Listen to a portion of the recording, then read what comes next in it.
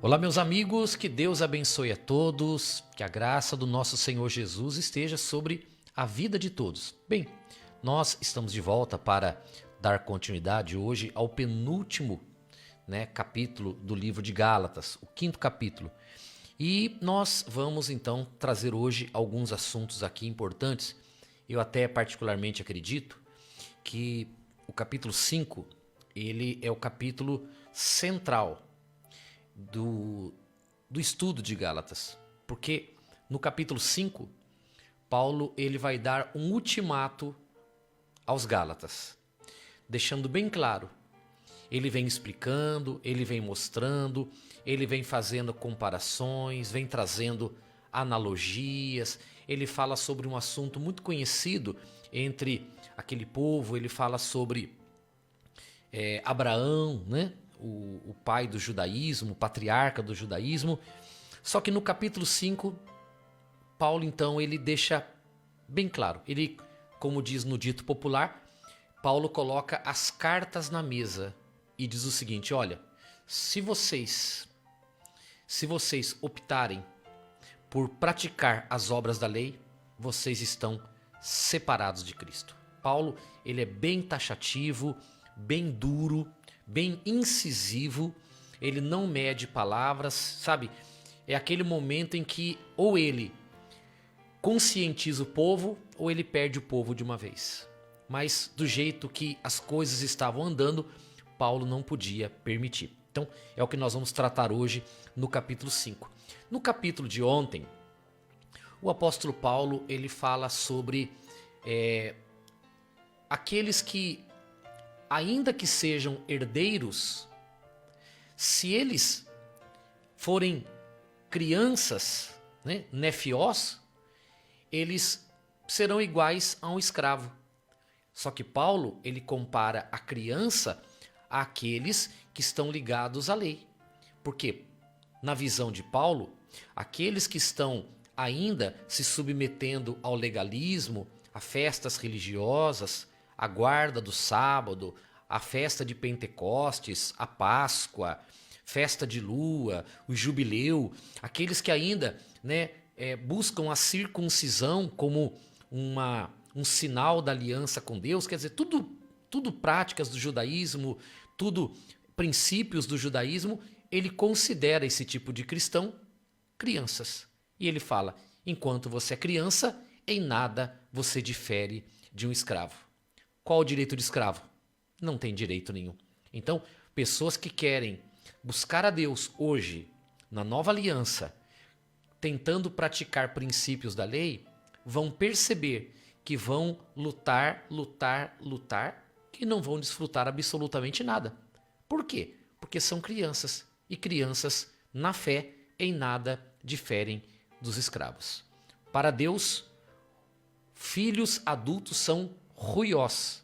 Adultos, sim, os que são adultos vivem na graça de Deus, porque não precisam mais de regras e muito menos de lei. Então Paulo fala sobre esses assuntos no capítulo 4, e ele também fala a respeito da analogia entre Sara e Agar, mostrando que Sara, ela gerou um filho pela promessa de Deus, que gerou para a liberdade, e Agar gerou um filho na carne, chamado Ismael, que gera para a escravidão. E ela diz que esse filho, Ismael, que a escrava Agar, representa o Monte Sinai, donde foi instituída a lei. Já Isaac, ele representa a descendência ou representa Cristo, em quem se cumpriria a promessa de Deus através do sacrifício num outro monte, não mais o Monte Sinai, mas o Monte Calvário ou o Monte Sião. Bem, foram esses então os assuntos que nós tratamos ontem.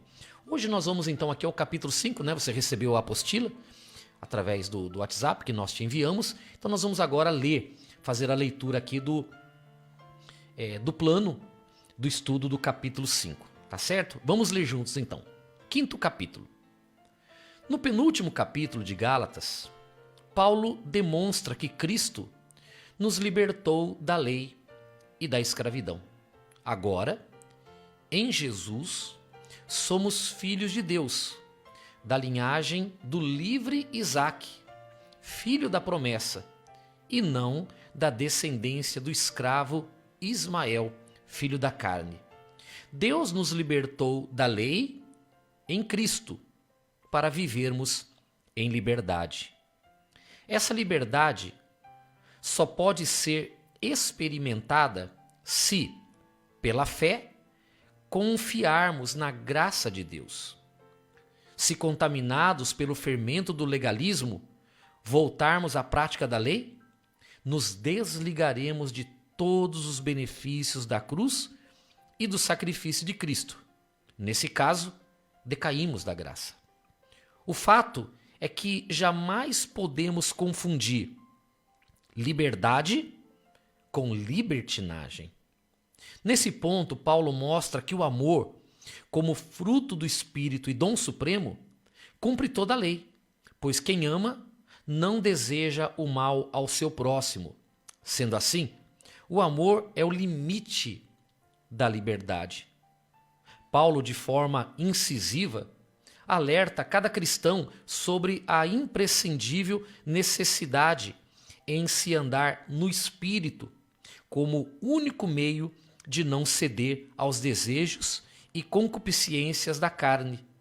Ele chega a afirmar que os que são de Cristo crucificaram a sua carne, juntamente com suas paixões, deixando claro que a santidade não é resultado de esforço ou dedicação pessoal, mas sim resultado da consciência da obra da cruz e comunhão permanente com Cristo através do seu Santo Espírito. Temas do capítulo: ou a lei ou Cristo. A liberdade é limitada pelo amor, as obras da carne e o fruto do Espírito. Bem, amiga e amiga, então essa é a visão panorâmica do capítulo 5, que nós vamos ler agora na Bíblia Sagrada.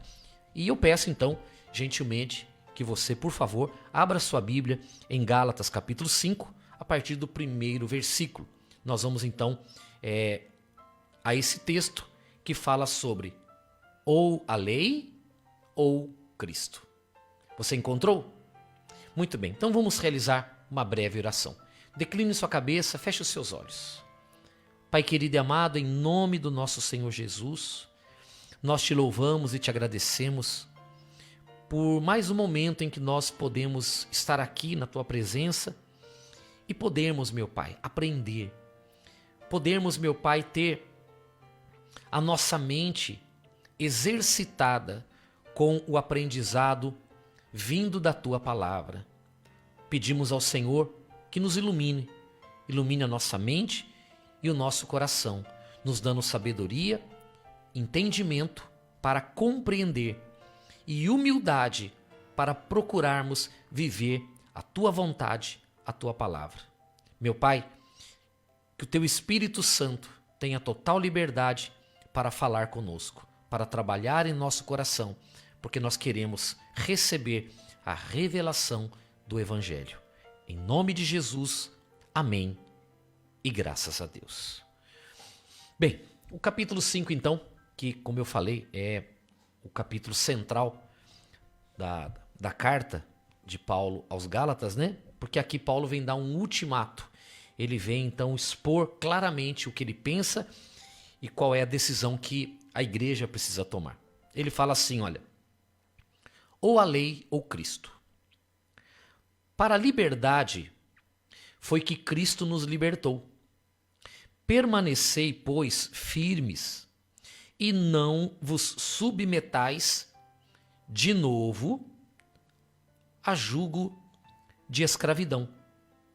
Eu, Paulo, vos digo que, se vos deixardes circuncidar, Cristo de nada vos aproveitará. De novo testifico a todo homem que se deixa circuncidar, que está obrigado a guardar toda a lei.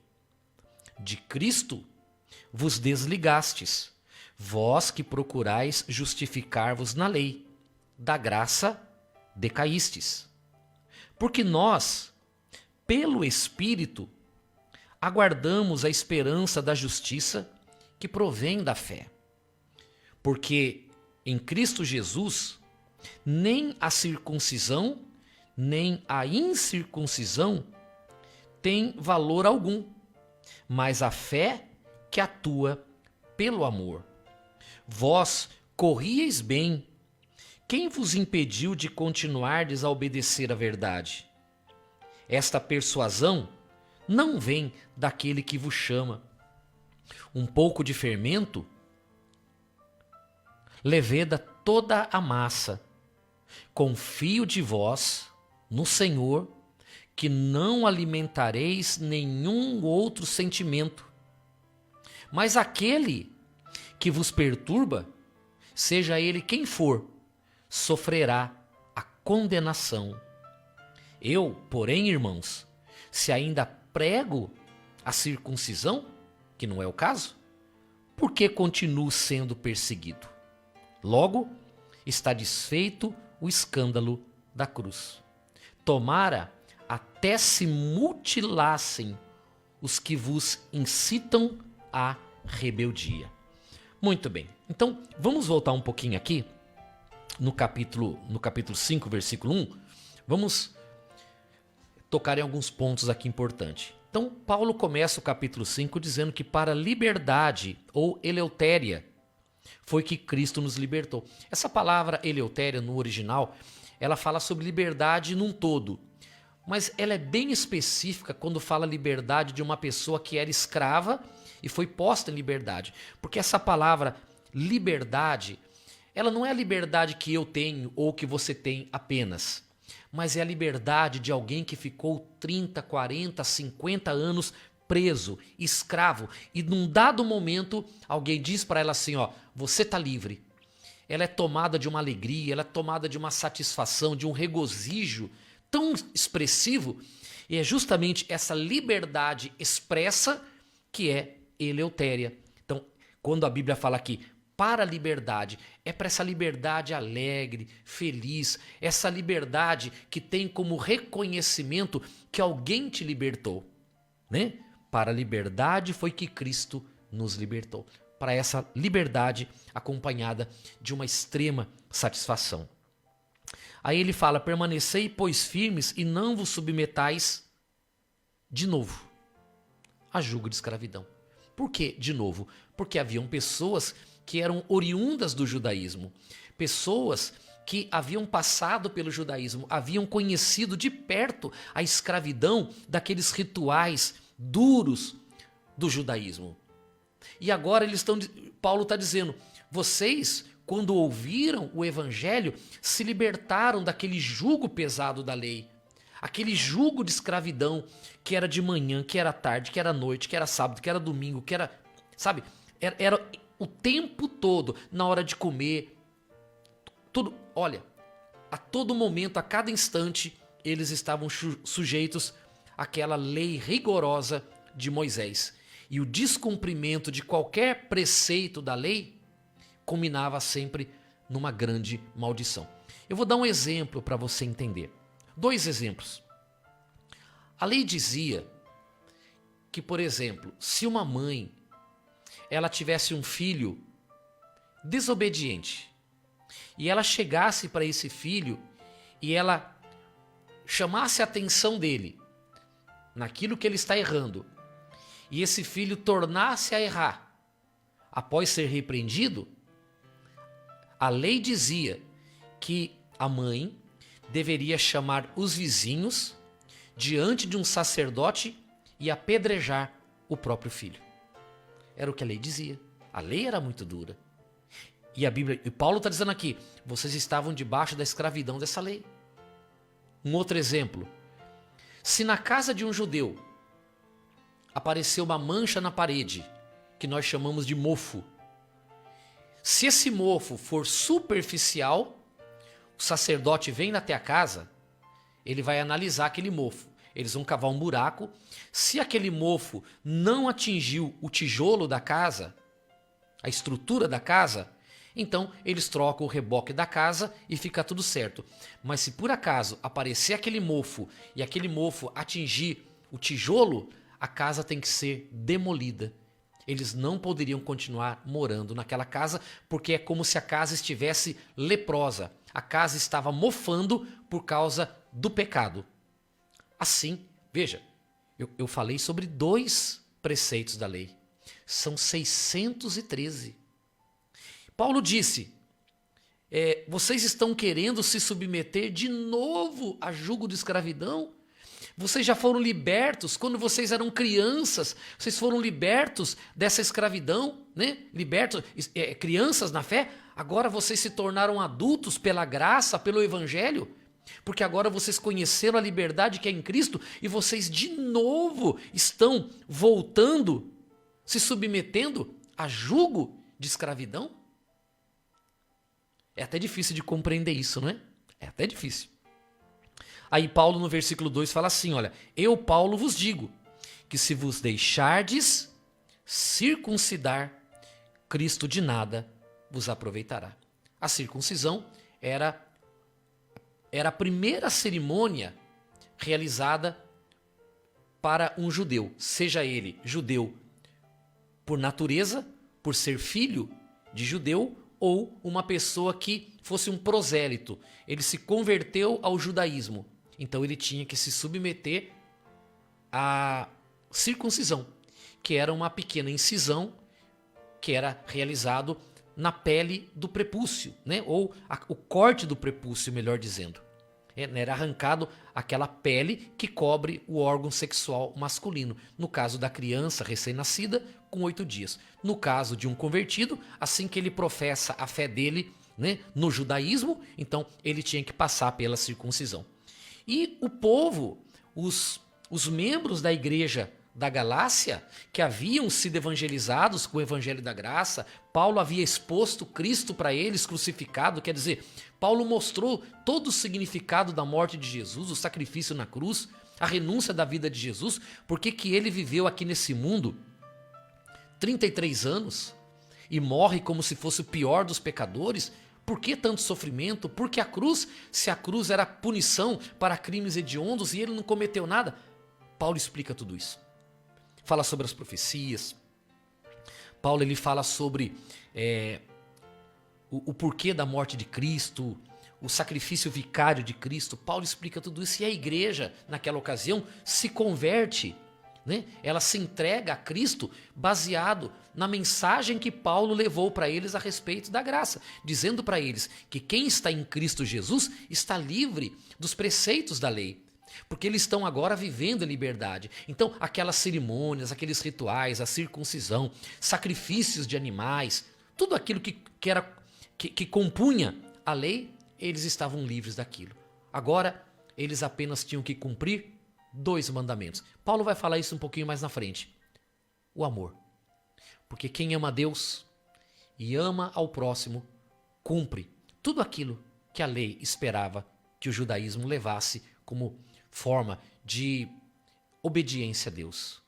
Então Paulo fala, quem ama a Deus, quem ama Cristo, cumpriu toda a lei. A única coisa que vocês precisam fazer agora, como cristãos, é amar a Deus, não ter deuses de pau, de pedra, não ter imagens na sua casa. A única coisa que vocês precisam fazer agora é fugir de feitiçaria, de bruxaria, essas coisas todas. E isso já não era comum no judaísmo, e amar ao próximo. Quem ama o próximo não faz mal ao seu próximo. Só isso. Agora, vocês estão trocando 2 mandamentos para se voltarem para 613 mandamentos? E aí Paulo, ele volta no versículo 2 e diz, eu, Paulo, vos digo, se vos deixar de circuncidar, Cristo de nada vos aproveitará. De novo, testifico a todo homem que se deixa circuncidar, que está obrigado a guardar toda a lei. Significa dizer o seguinte, quem quiser praticar um princípio da lei, então vai ter que cumprir 613.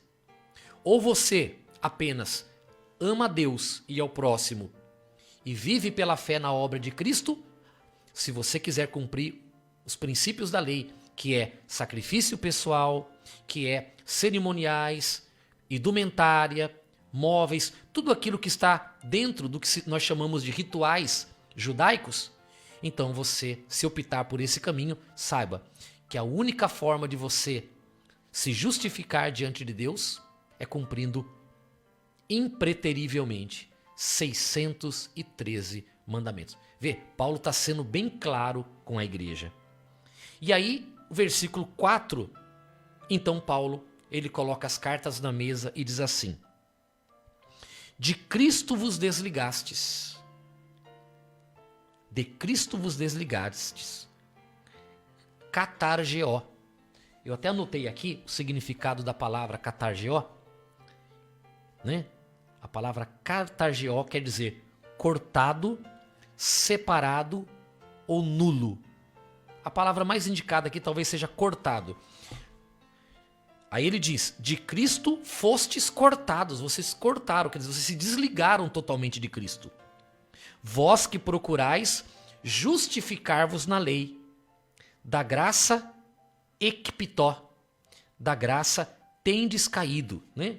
Da graça vocês se tornaram ou se tornarão infrutífero.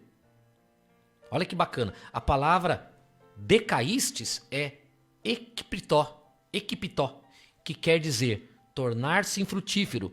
Essa palavra ilustra a flor que vai murchando dia a dia por falta d'água. Então pense assim, olha, imagine uma flor muito bonita, muito bonita. De um momento para outro, ela não recebe mais a água. Ela começa a decair, ela começa a se curvar, ela começa a murchar. E vai murchando, e vai murchando, e vai murchando, e vai murchando, até que por fim ela vai ser lançada para ser queimada. É o significado da palavra decaístes. Vocês estavam bem na graça, vocês estavam bem no evangelho. Quando vocês começaram a dar ouvidos ao legalismo, quando vocês começaram a permitir que os judaizantes viessem contaminar vocês, quando vocês começaram a pensar em circuncidar, voltar aos cerimoniais da lei, para comer tem que lavar a mão como um ritual. Então, neste momento, vocês se desligaram de Cristo e começaram a murchar, e começaram a decair. Vocês começaram a entrar no estágio de declínio a ponto de vocês amanhã serem queimados. Vocês vão perder a salvação pelo fato de vocês estarem abandonando, jogando fora a oportunidade que Deus Criador deu ao ser humano através de Cristo Jesus, o Senhor. Vocês estão optando por Moisés ao invés de optarem por Cristo. Vocês querem viver o Velho Testamento ao invés de viver a Nova Aliança. Vocês estão sendo cortados de Cristo. Amiga, nesse momento então Paulo, ele, deixa bem claro para eles que se depois de tudo que ele ensinou, depois de tudo que ele falou, depois de tudo que ele mostrou, se essas pessoas ainda quiserem praticar, ainda que seja um princípio da lei, ainda que seja a circuncisão, separados eles estão de Cristo. Decaíram da fé, decaíram da graça. Estão cortados e agora a vida vai murchar a ponto de eles morrerem por falta da presença do Espírito de Cristo em suas vidas. Então, Paulo, ele realmente foi muito claro aqui nessa passagem do capítulo 5, né? Bem, a partir do versículo 13, Paulo fala sobre a liberdade é limitada pelo amor. Diz assim: porque vós, irmãos, fostes chamados à liberdade. Porém, não useis da liberdade para dar ocasião à carne. Sede antes servos uns dos outros, pelo amor. Porque toda a lei se cumpre em um só preceito, a saber, amarás a teu próximo como a ti mesmo. E claro, como disse Jesus, Deus acima de tudo. Se vós, porém, vos mordeis e devorais uns aos outros, vede que não sejais mutuamente destruídos. Não é? Então Paulo novamente ele fala sobre aquela liberdade que é sentida, é recebida e é sentida por um escravo que ficou durante anos prisioneiro. Então agora eles estão livres. Só que Paulo faz um alerta. Olha, vocês não estão mais debaixo de maldição, porque Cristo resgatou vocês da maldição da lei quando ele morreu na cruz no lugar de vocês. Ele perdoou vocês de todos os pecados, não há condenação para vocês. O nome de vocês está no livro da vida, se vocês permanecerem na graça, mas não deem lugar à carne.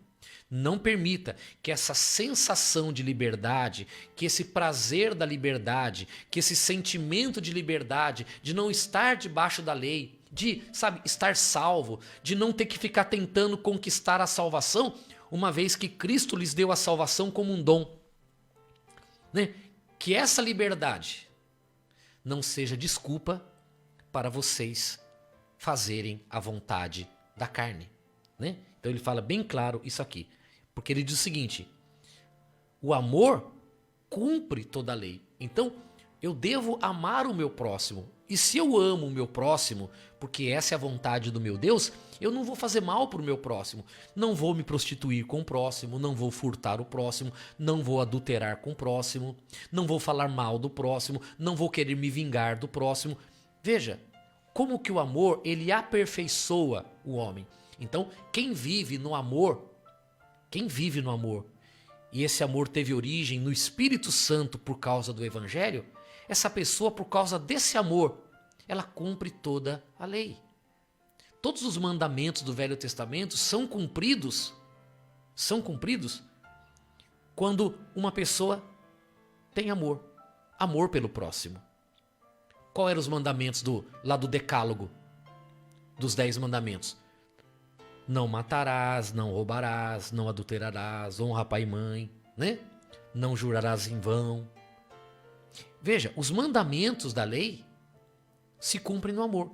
Porque quem ama não rouba, não mata, não adultera, não trai, não tem inveja, não cobiça o que é do próximo, honra pai e mãe.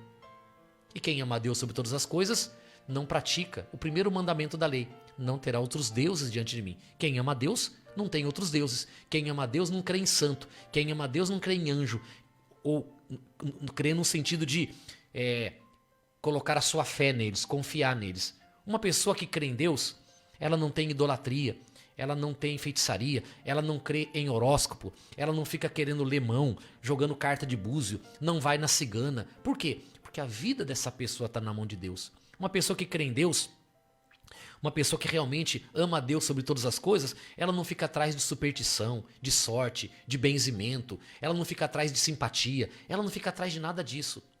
Ela apenas crê que na cruz do Calvário a obra foi perfeita e perfeitamente realizada pelo nosso Senhor Jesus. Ela está livre, completamente livre, para apenas adorar a Deus e o seu Filho Jesus como Salvador. Ela vive de acordo com o Evangelho. Então, quem ama ao próximo cumpre todos os mandamentos da lei, porque quem ama não faz mal ao próximo, não é? Bem, e agora Paulo, no capítulo 5, versículo 16, ele vai falar sobre algo importante, as obras da carne e o fruto do Espírito, que foi o estudo que nós demos na igreja, né? Falamos várias semanas sobre as obras da carne e o fruto do Espírito. Então Paulo aqui, ele vai tocar nesse assunto porque ele está dizendo o seguinte: vocês estão livres, não deis lugar à carne. Por que ele fala isso? Porque a carne, ela é inimiga do homem.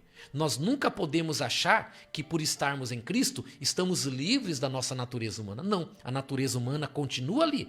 Então nós precisamos compreender a natureza humana e buscar no Espírito Santo todos os recursos necessários para nós podermos não fazer a vontade da carne, mas continuar fazendo a vontade do Espírito e amando ao nosso próximo.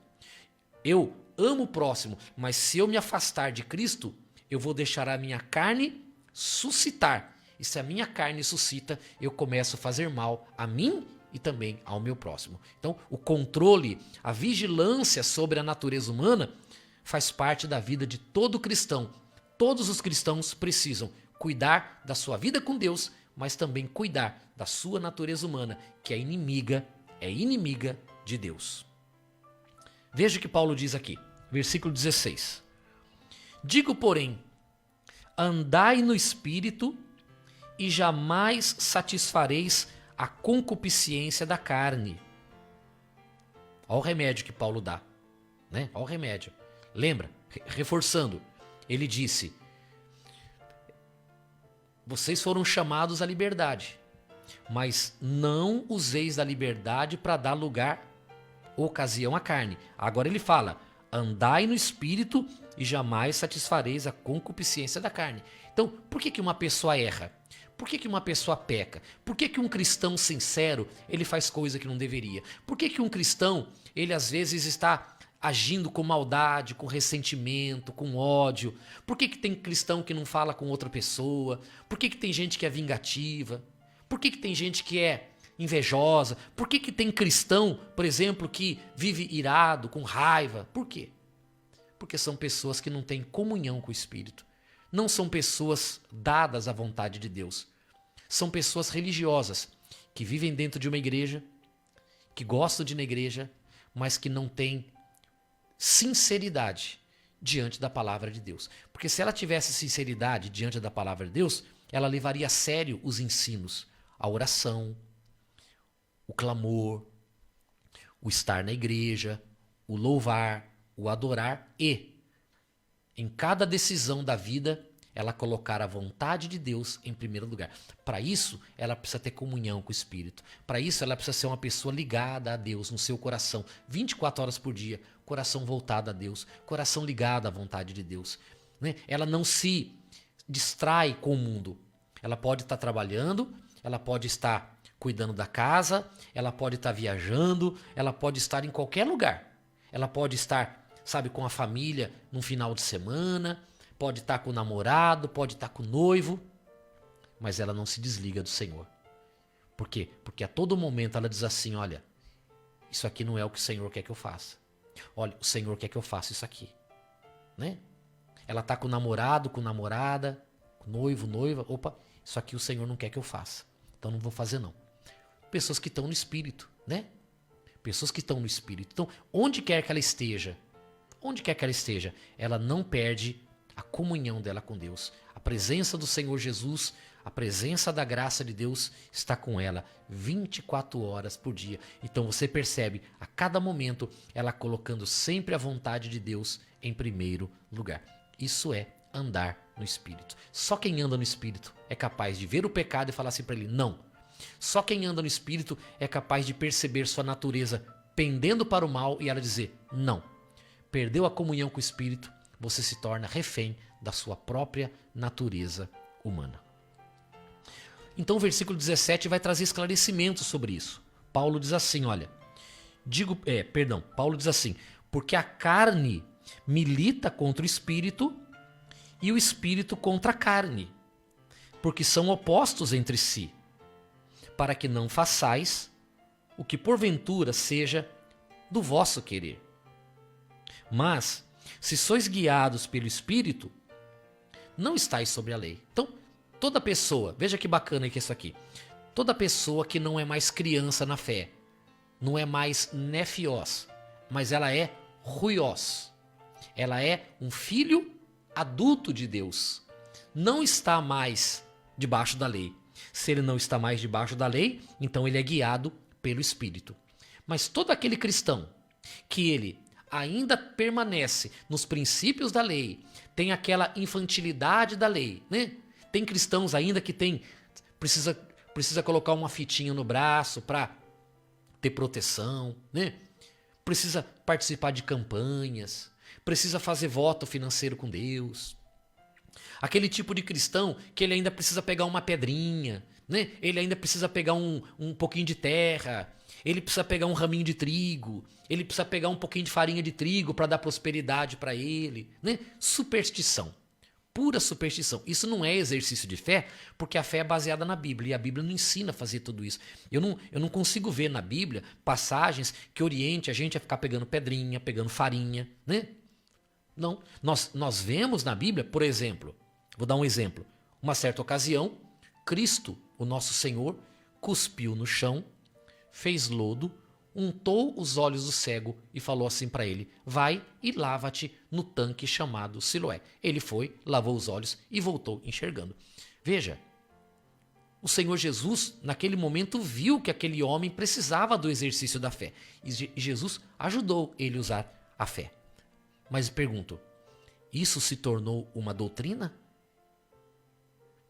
Você na Bíblia lê outro acontecimento falando sobre isso? Você na Bíblia lê algum apóstolo cuspindo no chão? Algum discípulo cuspindo no chão e fazendo lodo? Não. Por quê? Porque foi um ato de fé e não uma doutrina. Então, pode acontecer em algum momento de você usar a fé. Isso não quer dizer que isso vira uma doutrina. Por exemplo, dias atrás, eu orei por uma pessoa na igreja que estava com um problema de visão. O que eu pedi para ela fazer? Eu pedi para ela pegar a mão dela e colocar em cima dos meus olhos. E eu falei para ela assim, ó, assim como Jesus está me dando saúde, Jesus vai dar saúde também para os teus olhos. Para que ela fosse curada. Veja, em algum momento você pode usar a sua fé, exercitar a fé. Isso não quer dizer que isso vire uma doutrina na igreja, campanha na igreja. Então agora nós vamos fazer a oração para impor a mão nos olhos. Não, isso virou agora uma doutrina, não é doutrina. Um ato de fé é um ato de fé. Por exemplo, a Bíblia diz que o profeta Elias pegou um prato de sal, jogou nas águas de Mara e as águas tornaram-se águas boas para beber. Ele fez aquilo naquele momento porque recebeu uma orientação do Espírito Santo. Ele fez. Quantas vezes ele fez isso? Uma. Em toda a vida dele, uma vez. Quem mais na Bíblia fez isso? Ninguém. Então, veja, não é uma doutrina, é um ato de fé. Então não confunda atos de fé com doutrinas, com práticas, com ensinos. O apóstolo Paulo pegou, nem foi o apóstolo Paulo, pegaram pedaços de veste de Paulo e enviaram para pessoas doentes, os doentes eram curados e a Bíblia diz que pessoas atormentadas por demônios eram libertas. Ok, um ato de fé. Quantas vezes mais na Bíblia isso aconteceu? Mas nenhuma vez. Só uma vez. Um ato de fé de alguém. Nem foi de Paulo porque não foi ele que mandou. A Bíblia diz que pegaram vestes, né? Pegaram roupas dele e enviaram para pessoas doentes e as pessoas eram curadas. Ato de fé. Acabou. Mas isso é doutrina? Não. Porque se isso se torna comum, acaba se tornando uma idolatria. Normalmente, quando se faz esse tipo de coisa, a intenção não é boa. É para atrair pessoas e para fazer campanhas com as pessoas. A ideia, na verdade, nunca foi abençoar as pessoas, mas sempre conseguir uma forma de aglomerar pessoas e aglomerando pessoas, claro, tem mais gente, tem mais oferta na igreja. Então, normalmente é esse o caminho que se segue. Então, ato de fé é ato de fé. Doutrina é doutrina, né? Então, o apóstolo Paulo, ele fala que aqueles que cresceram na fé, que não dependem de mais nada disso, mas apenas dependem da sua oração e da sua confiança na palavra, esses são adultos na fé, se desligaram de todas essas coisinhas, né? E são guiados pelo Espírito, não estão mais debaixo da lei. Então Paulo fala, ora, as obras da carne são conhecidas e são prostituição, impureza, lascívia, que é sexo sem nenhum pudor, sexo totalmente livre, sem restrição, é a lascívia, idolatria, feitiçaria, inimizades, porfias, que são disputas, ciúmes. A porfia tem muito a ver com inveja. Sabe disputa? Um quer ter as coisas do outro, então é disputa. Ciúmes, que é uma palavra muito conhecida. Ira, a Bíblia fala irai-vos, mas não pequeis. Discórdias, pessoa que discorda de tudo. Não concorda com isso, não concorda daquilo, né? Enfim, pessoas que discordam de tudo. Nada tá bom pra ela, né? Por isso que tem gente que não para a igreja, né? Tem gente que vai numa igreja e daqui a pouco fala assim, não concordo com isso, vai pra outra. Aí tá na outra igreja, não concordo com isso, vai pra outra. Aí vai na outra igreja, não concordo com isso, vai pra outra. E a pessoa não para igreja nenhuma. Por quê? Porque ela acha que vai encontrar perfeição em alguma igreja. E não existe perfeição em igreja. A perfeição está em Deus, né? Se um dia você encontrar uma igreja perfeita, por favor, não entre lá, porque você vai estragar a igreja. Por quê? Porque você é imperfeito, como eu também. Então, se tem uma igreja perfeita, a gente não pode entrar. Por quê? Porque nós somos imperfeitos. Igreja não é lugar de gente perfeita. Igreja é lugar de pessoas que querem conhecer a palavra de Deus, querem fazer a vontade de Deus e querem conhecer quem realmente é perfeito. Uma igreja, ela é formada de pessoas imperfeitas que dependem da perfeição de Deus. Então, ciúmes, iras, discórdias, dissensões, facções. O que são facções? São grupos, grupinhos, né? Normalmente, os semelhantes se atraem. Então, pessoas feridas querem fazer grupos com pessoas feridas. Pessoas magoadas querem fazer grupos com pessoas magoadas. Pessoas que estão bem com Deus fazem um grupo de pessoas que estão bem com Deus. Então, na igreja costuma ter grupos. Esses grupos não são saudáveis, porque a igreja ela é um corpo. É um corpo, né, formado por vários membros, cujo cabeça desse corpo é Cristo Jesus, o Senhor. Então, todos têm que caminhar de forma unânime, né, uniforme, e não andar formando grupinhos dentro da igreja. A igreja precisa ter um pensamento e não dois pensamentos. Mas normalmente isso acontece. Infelizmente, por quê? Porque tem aquele grupinho que se identifica, né, normalmente para o mal. Se reúne, então tem aquelas pessoas que são 3 ou 4 pessoas ali que são muito fechadinhas, né? São muito unidas. Normalmente coisa boa dali não sai. Coisa boa não sai. Bom é, você vai na igreja, cumprimenta um, cumprimenta outro, cumprimenta todo mundo. Você se dá bem com todo mundo, mas não tem apego com ninguém. Porque normalmente esses apegos começam a gerar sérios problemas, né? Sempre acaba acabando mal, sempre acaba com prejuízo. É normalmente assim que termina esse tipo de grupinho. Fala também, o apóstolo Paulo fala que a inveja, bebedice, glutonaria e coisas semelhantes a estas, a respeito das quais eu vos declaro, como já outrora vos preveni, que não herdarão o reino de Deus o que tais coisas praticam. Então, o que Paulo está dizendo aqui? Vocês estão livres, né? Vocês foram chamados à liberdade, não usem a liberdade para dar lugar à carne. Aí ele fala aqui como é a carne. E se vocês derem lugar à carne é isso aqui, ó.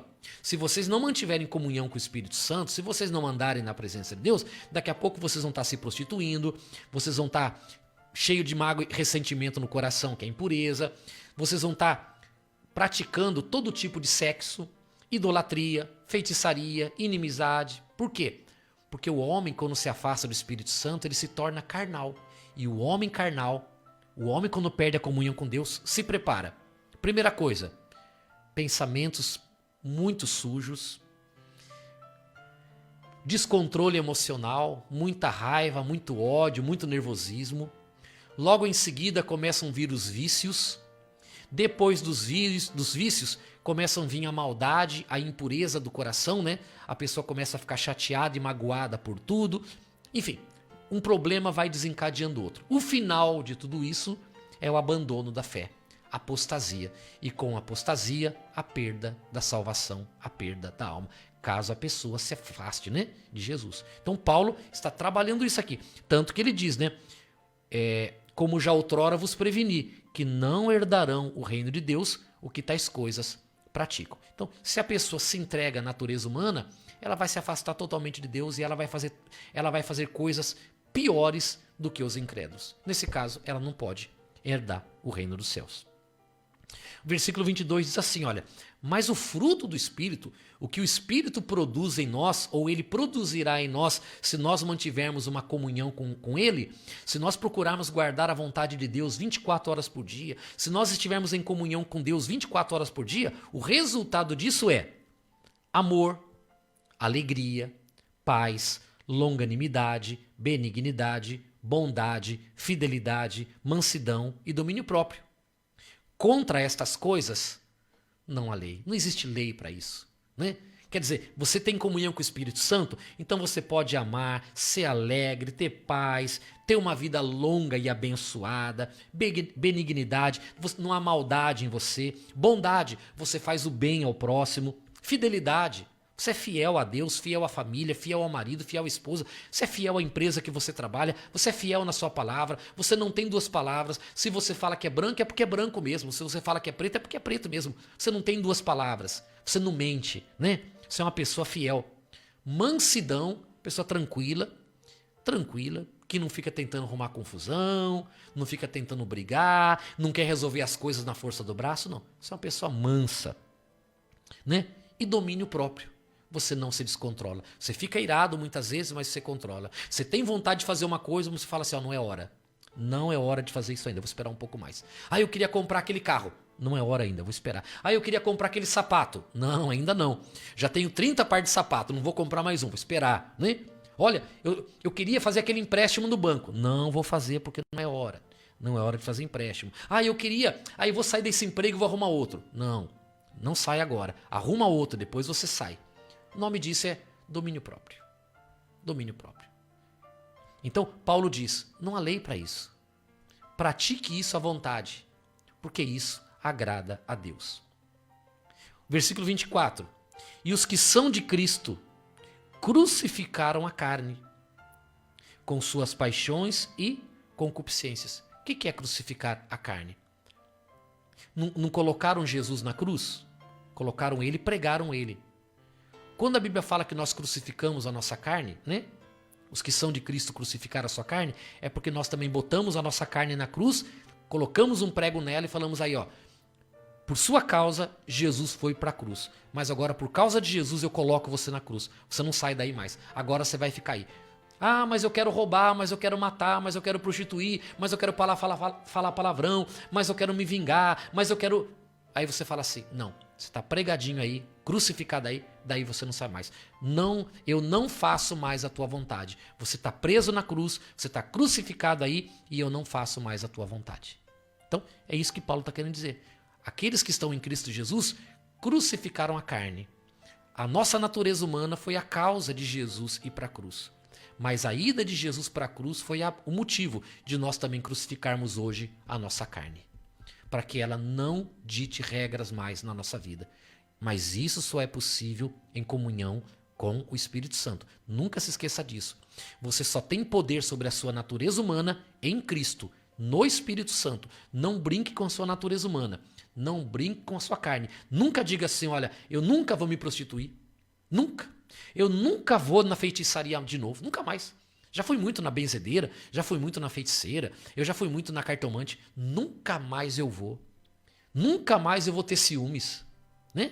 Nunca mais vou fazer grupinho na igreja. Nunca mais vou ter mágoa ou ressentimento no meu coração. Nunca vou ter inveja. Nunca vou ser dado à bebida. Nunca vou me embriagar. Nunca vou comer demais. Amiga, amiga. Veja.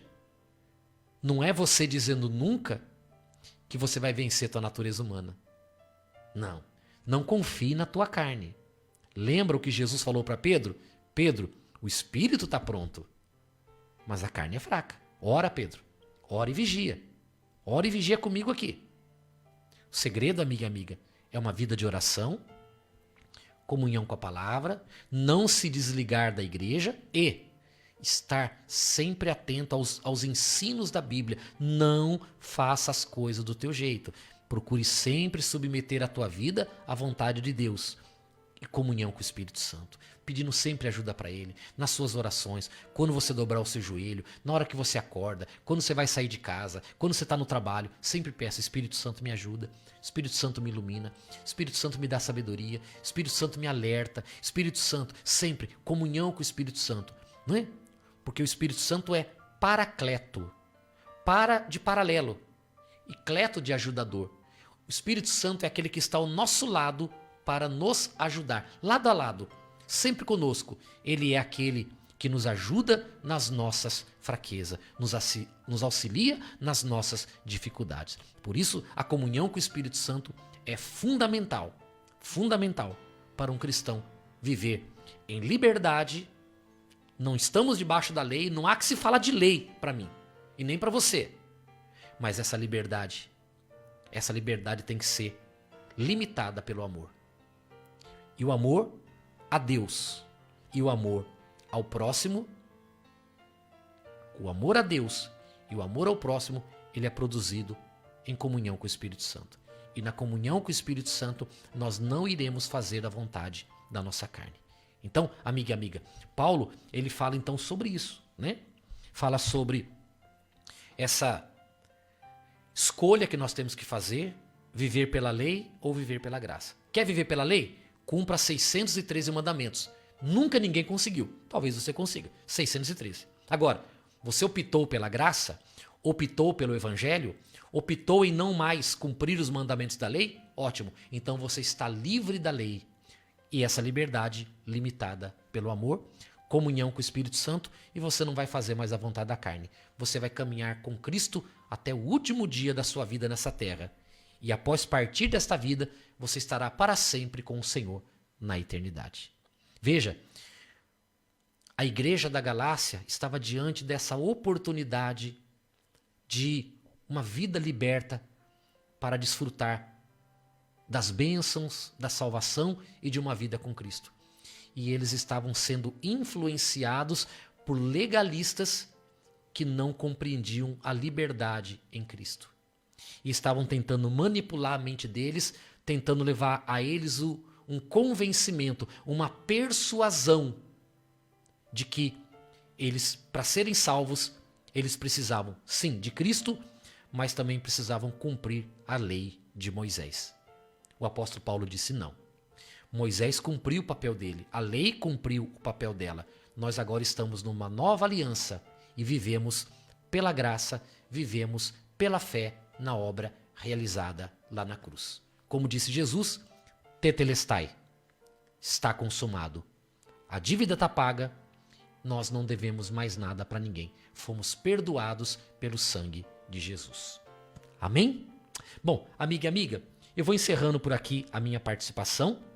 E amanhã, já com um pouquinho de tristeza no coração, amanhã nós vamos então, 7h30 da noite, estar aqui para o último capítulo da carta de Paulo aos Gálatas. As considerações finais da carta. Também alguns pontos importantes. Que Deus abençoe a todos vocês. E até o último capítulo do livro de Gálatas. Até lá.